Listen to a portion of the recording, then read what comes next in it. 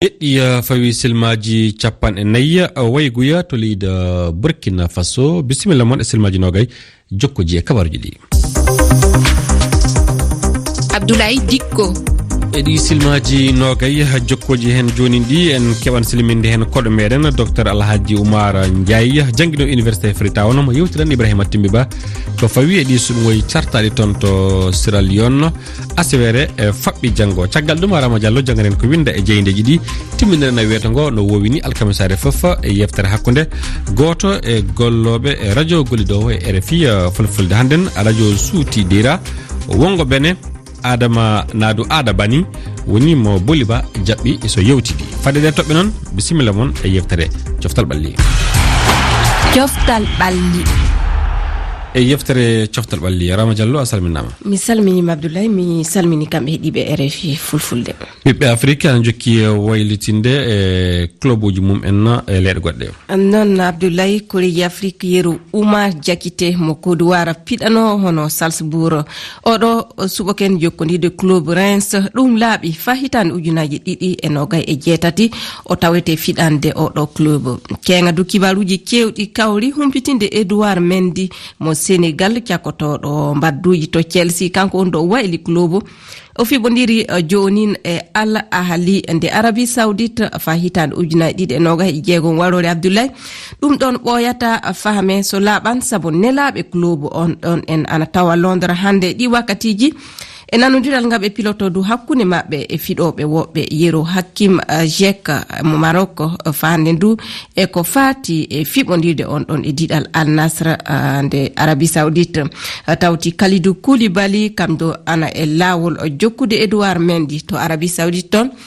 Manchester United kam do ana yiɗi sodude André Onana mo Cameroun fonde million ji €400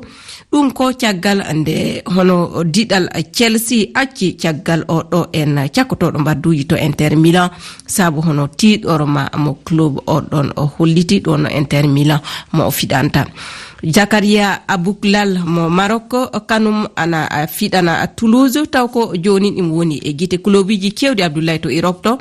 Brighton Real Betis Bayer fande Leverkusen kamɓen fu ana gonta e filade o ɗo piɗowo ɗi clubiji ana akkadu hono sodude e piɗowo o fonde million ji 7 yaade 10 ɗum ko kalisi euro a jarama koɗo men hande to leydi Sarlan asawere warore joni nde woni hono suɓogoji hoorejo leydi nden ɗi kani waɗude suɓogoji e saaha nde tiɗɗalaji goodi e banggal dawro e faggudu e ɗi duuɓi caktiɗi kalsi ndi leydi Sierra Leone sami fasanne cogguji ɗi kala ɓeydi yimɓe 17 goni tewtoɓe hoore waku e ɗi suɓogoji député en e maire en du cuɓete e nden ñalande wotere e campagne o nabiyana orgal ngal poɗodiral mawni fasanne hakkunde laamu e lundiɓe laamu koɗo meɗen hannden docteur Alhaji Oumar Ndiaye jangguinowo e université Freetown laamorde leydi Sierra Leone e wima ko golle ana hani yalla ndenago ana heeɓe heddo caggal ɗi suɓogoji keɗoɗenmo e fandu haala Ibrahima Timbiba docteur Alhaji Oumar Ndiaye mi salminima mi salmini on toon ɗe mi salmini jama on eɗen andi e nder Sarlon suɓogoji woɓɓe na wote hoore yakuy no saati e nde asawere arore ko o hoorejo leydi on ɗum ko Julius Mada Bio wondude e Samoura Camara lundiɗo laamu ko ɓeydiɗo fayda woni e folotirde hay si tawi candidat ɓen hino timmi 13 ko addi foof ko honno ngal orgal ko ɓe wiyata kon campagne honno ngal orgal wote feƴƴiri e nder ndi leydi campagne on no yarde no feƴƴiri no moƴƴi koni no satti kadi par ce que violence waɗi guerreji waɗi e nder caeɗen election on no satti gaaɗe fota hakkunde gouvernement on e hakkunde opposition on hiɗen andi fedde halfinande suɓogoji ƴettuno feere ɗum ko haɗugol orgal ka hoore laawi ɗum fof ko haɓugol ɗin fitinaji ɗen haare ɗe wonɗa e haalude fimum ɗen peeje ɗen ɗe haɗano ɗen haare ɗen wallano wata fitina waɗu wata guere waɗu hakkunde ɗaɓɓoɓe laamu walluno seeɗa par ce que violence on ara e ɗuuɗa fota koni walluno seeɗa ko yimɓe ɓen ala yaltude kon waɗa campagne ko raliji ɗin wona wadde ala ɗum wadde kon e nder leydi ndin koni toujours si opposition on yaari ko gouvernement mari supporter ɓe toon ɗe ɓe holli wonde yimɓe maɓɓe ɓen no fiyeede hakkunde gouvernement e opposition party ɗoɗe ino fayde no satti tension on hakkunde maɓɓe no ɗuuɗi ino fen ɗoɗe nder jama on fof anda wonde si résultat élection on yaltoyi si goto e maɓɓe jaɓali résultat on si ɗum ɗon waɗoyta gere hara ko janɗuɗo ko nder leydi piiji buyi ari wallitagol yimɓe ɓen no gaaɗe no darde fi observation miɗen sikkude wonde élection on waɗay feƴƴay no moƴƴiri e yiye ɗi lebbi feƴƴuɗi ɗo sarlon hino wondi e sattede ko fati e faggudu woɓɓe inna ngaalu leydi wiyen ɗum économie kalisi sarlon ɗi yani fota guiya majji uytike ñameteji foof satti ɗum addanta hoorejo leydi on ɗum ko Julius Mada Bio sattede wawugol heɓugol mandat ɗiɗaɓo walla happu ɗiɗaɓo ko gonga économie on e leydi no satti e nder ɗi duuɓi jowiɗoɗe économie on no satti mbuɗɗi Sierra Leone ɗin yani contre dollar on kadi piiji fof satti fayda leydi ino feccirama laabi ɗiɗi joni woni joni two gouvernement sengo ko yimɓe yuɓe ɓen ko gouvernement on iwri toon ɗe supporta gouvernement on yimɓe yurɓe ɓen ko opposition supporta opposition on Dr Camara so joni ko ɗum woni satten ndin e nder leydi ndin par ce que politique Sierra Leone on ɗetti politique leñol e politique région ko fati e nden sattede ko yowiti e faggudu hoorejo leydi on holli coronavirus hino tawa e ɗum ɗe gandi kadi sarlon Ebola nangudundi leydi ɗum feƴƴi e yiiɗe haare wonɗe wadde hakkude Ukraine e Russie ko ɗum saabi ɗum se ƴetti noon o lundiɗo laamu docteur Samoura Camara hiɗen andi mo faala hendade laamu ko kanko e Mada Bio folotirno kadi e woteji feƴƴunoɗi kono ni himo tuuma kankadi ko ɓenta kon genari bondi ɓenta ɗum corruption kanka ɗum ɗon addantamo sattede heɓugol laamu saabu mo tuumira genari bondi yimɓe buyi no innude ko tuumira kon fen ɗoɗe fi corruption on ɗum ɗon ko affaire politique feyde ko affaire on corruption waɗi ɗon ɗe hari ala no gollude fen ɗon ɗe wona feyde golle makko so économie on toujours haray no satti ino gañiɗo wo président on maasi ko Samoura Camara gañi toujours haray affaire économie on no satti kulol no wodani Sierra Leone naɓe ko fati e fitinaji waway ɗi arde si suɓoji ɗin lanni hande holko hana waɗede ko honɗum hana waɗede ngam yo ɗe wote feƴƴu hara fitina waɗari guere waɗari e nder leydi ndin ɓeɗo ɗiɗo kala gouvernement on président on e opposition on Dr Samoura Camara yimɓe hooreɓe nder Sierra Leone siko imam ɓe ɓen ma sali almami ɓe ɓen ma siko chrétien ɓe ɓen ma organisation wonɓe fi élection ma fi affaire citoyen ɓe ni ɓen fof no duwa immade yewta hakkunde gouvernement hakkunde opposition e kadi président on e Dr Samoura Camara ɓe fof ɓe duwa yewtugol supporter ɓe maɓɓe ɓen wonde andugol fi leydi siko Sierra Leone first ara ko leydi woni premier partiji maɓɓe ɗin e fi wonugol président wona deuxième docteur Alaji Oumar Ndiaye mi yettima sanne a jarama jarama buyen jarama tiyab maɗa docteur Alhaji Oumar Ndiaye kanko wonno kono meɗen hande mo jangguino université Freetown to leydi Sarlon Ibrahima Timmiba jaɓɓi yewtirinde makko ko fawi e suɓogoji e ndin leydi ko winda e jayndeji ko winda e jeyndeji ɗi Rama Diallo a salminama e ɗimmol silminama mi salminima Abdoulaye jeyndeji Sénégal an lamdi so tawi Macky Sall tewatan laamu noon Abdoulaye jeyndeji kewɗi yeru Senweb ana gaɗi ngal lamdal caggal konginaniraɗi laamiɗo nde o hawri e yiɗɓe makko yimɓe Sénégal jooɗiɓe to France nde o tawano du e yinde to Paris e vidéo Macky Sall matirama ko saabu golle maɓɓe ɓe keddoto e laamu ɗum waddi lamdi kewɗi Abdoulaye ana haso ni woni laamiɗo humpiti ko Sénégal naɓe kumpano andude Sall o ƴaman laamu o holli yidde makko ka heddade e laamu dow moye kureji Sénégal Dakar Matin kañum min jokkiti e ɗi kongi wiide Macky Sall andini ɓooyata o yewtanan koriiji Sénégal wala ko heddi e jokkude golle fa hitande ujunaji 2024. Dakar Matin wi ɗi kongi ana kumpita tan na kumpita ko heewi Abdoulaye Faye so tawi Macky Sall ana heddi e rafi lamnude dande muɗum. Le Quotidien Sénégal kañum wi'i ɗum ana laaɓi Macky Sall ɗaɓɓan laamu e hitande warore nde. Jon noon so ɗum ɗon tabiti laatoto ni woni e kilan aranan nde hoorejo Sénégal humpitoy hono yeru ndu kibaru teddundu to leyɗe janane. Fadde ɗi kongi laaɓude lamdal gongal ngal woni so tawi Karim Wade Khalifa Sall keɓan jeeyede e tewtoɓe laamu. Non Abdoulaye hono jayndeji goɗɗi Sene News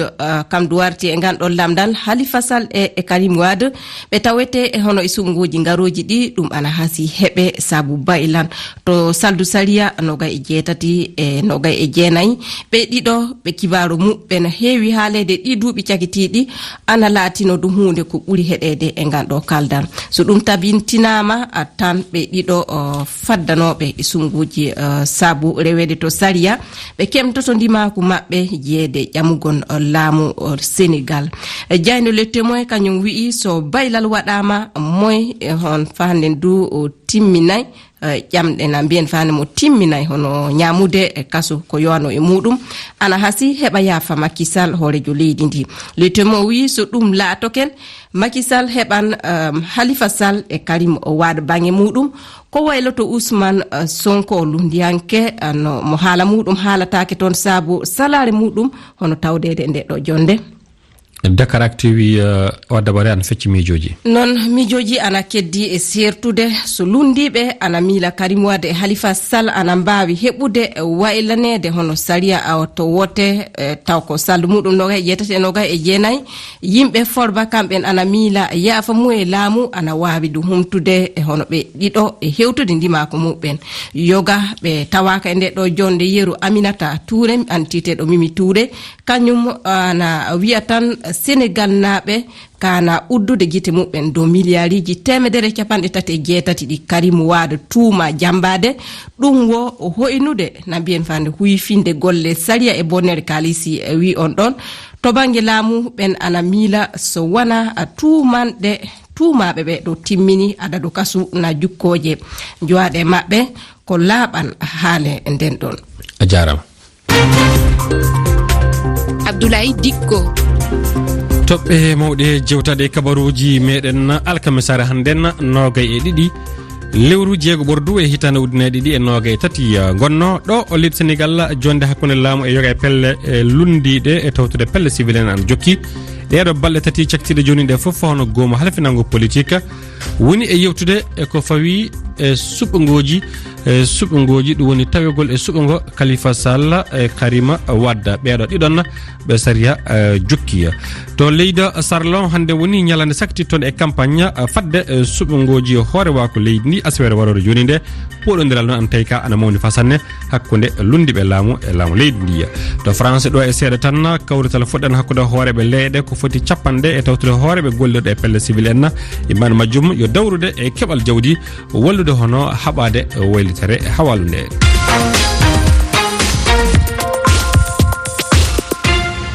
hannden radio gollediɗo meɗen hono mo jaɓɓotoɗen ɗum woni ngo jaɓɓotoɗen yo radio suuti dera wongo bene adabani yo goto e jeyndiyankoɓe ngo radio Boliba jaɓɓi yewtide e makko. Adabani mi salminima. Notike ñallije. Alhamdulillah. Yo Adabani aɗa wawi haalande bandiraɓe tan huwinde e radio mon ngo kalna amen holno ngo radio heɓorte holno ngo nangorte hol fréquence radio ngo. Radio ri sutidira mi niki mi laati ɗum radio ri woni de leydi Benin alfettore suɓɓirde beneni heediri to e ndaari radio ri sutidirani mi laati ɗum radio ri keccintini dow commune ji to en kokki joni commune niki commune Kalale commune Kere ha witiri alfettore Nigeria fa commune ji meɗen feere feere ko woni den leydi Benin ndaari en ɗo en butu laadiori sutidira sa yiɗi happugo ɗum fuu a ñoƴƴan ɗum jeetati ñoƴƴa toɓɓere ñoƴƴa jeetati nden a fattan laadiori sutidira mi nikini tigi machallah e joni holli jawti ɓurɗi lollude e nder radio mon ngo jawti ɗi ganduɗa ko ɗum bandiraɓe ɓuuri wawde hettade e radio mon ngo radio sutidera. ɓe ndaari radio ri sutidrani ni laatin ɗum radio ri ni banniraaɓe hettinto sanne nder leydi meɗen Benin ɗo to en kokki habaruji meɗen ɗi baddeten ɗiɗo Woodbe FM radio sutidra himɓe nan e hettino ɗum ɓuuri heññi kaden fillaji to en kokki joni haala faltoweccore lawol dengal faa e durande ɗo himɓe hettino ɗum ngam ume ngam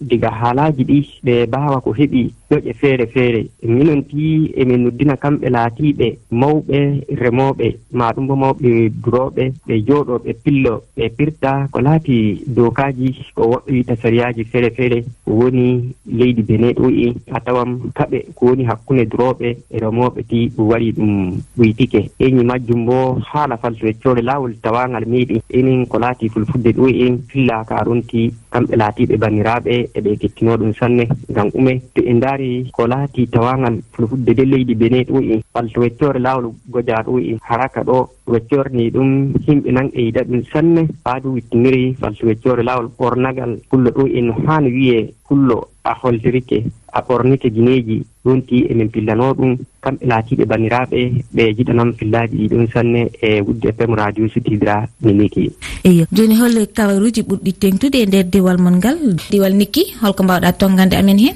wakkatire ne ɗo joni habaruji woni faltoweccore commune tire Niki ɗo faa e faltoweccore commune ji feere feere ko woni ɓatti ɗum en diga Niki feere faa e Kalale faa e Darien ɗo faa wittiniri faltoweccore Nigeria kannon laati kamɓe laatiɓe chef d'arrondissement ɓe himɓe ɗuggal anniri siya dow hawrineji maɓɓe ɗuɗɗi ɓe gatta fuu a tawam naynu watta ko wiye kaɓe ko woni dullere nannantiral ko woni hakkunde kamɓe laatiɓe duroɓe remoɓe kannun laati hawrineji semmenteji ɗi ɓe gaɗata ngam ume gantu e ndaari tol ɓurti nayi faa e nokkuje to durete feere feere e ɗum waddanam kaɓe ɗum wadda dullere nannantiral faa kamɓe laatiɓe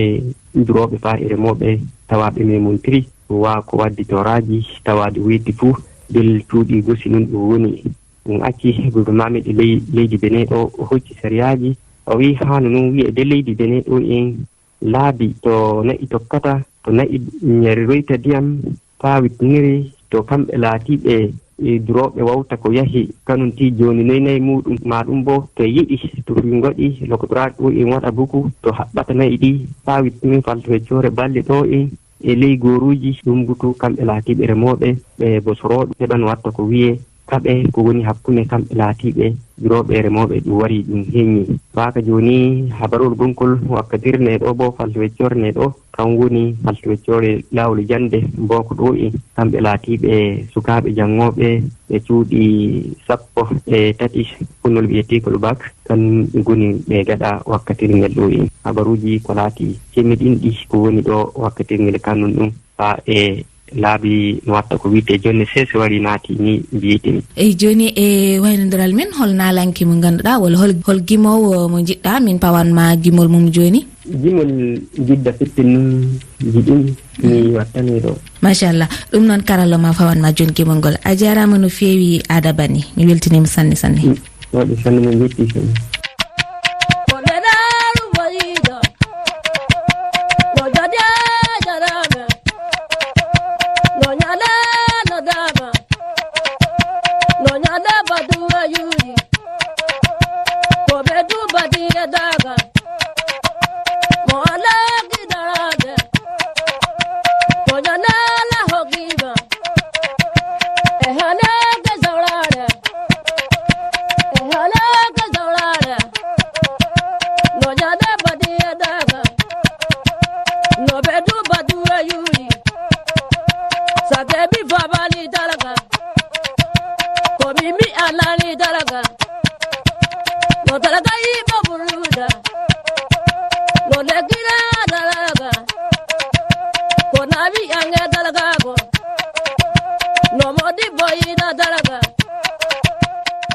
non jati Ada Bani a yettama fato leydi Benin e kala hono du tawa bane keɗi ngo radio suuti dira toon to Benin Boliba jaɓɓi so yewtide makko alkamisare fof hono e timmone wiyete ngo yo yewtere noon tottande e kamɓe golloɓe radio ji gollidoji e RFI fulfulde kala hen ɗo ɗi tawa on jarama e heɗegol moɗon Saliou Diaw Dia hande no nanda e pinɗoɗe hande nan nanda e pindo jonno golle de peewi enen do e simma capantati e kabaruji goɗɗi